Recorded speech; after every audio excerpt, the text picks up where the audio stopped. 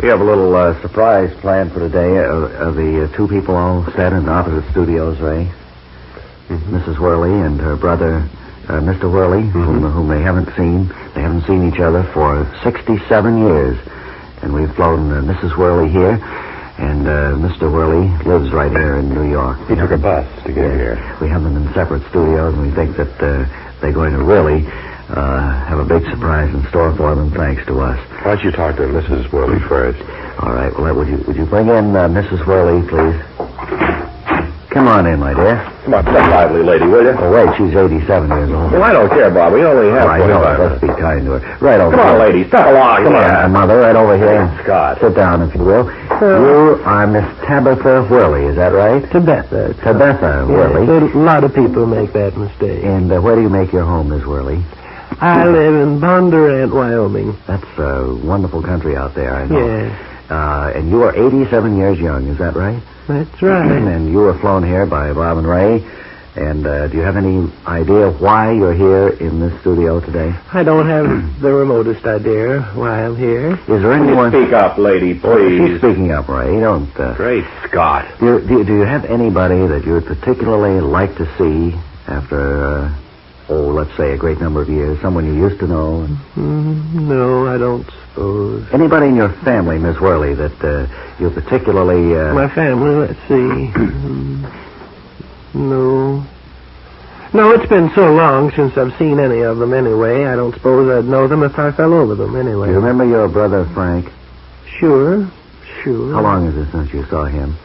Oh, let's see. It must be about 70 years.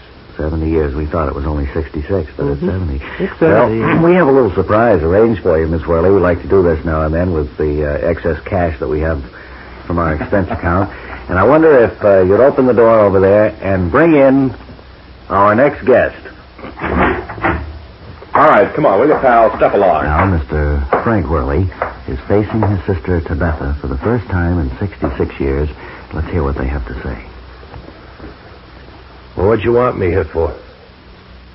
This is your sister, Tabitha, Mr. Worley. Oh, hello, Tabitha.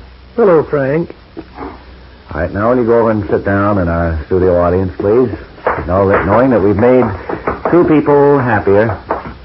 Now Why don't you sit together in the same row? They're not even sitting in the same row. No, you probably have a lot to talk over, don't you, Miss Worley? Well, I suppose, but it's been so long. Mm-hmm.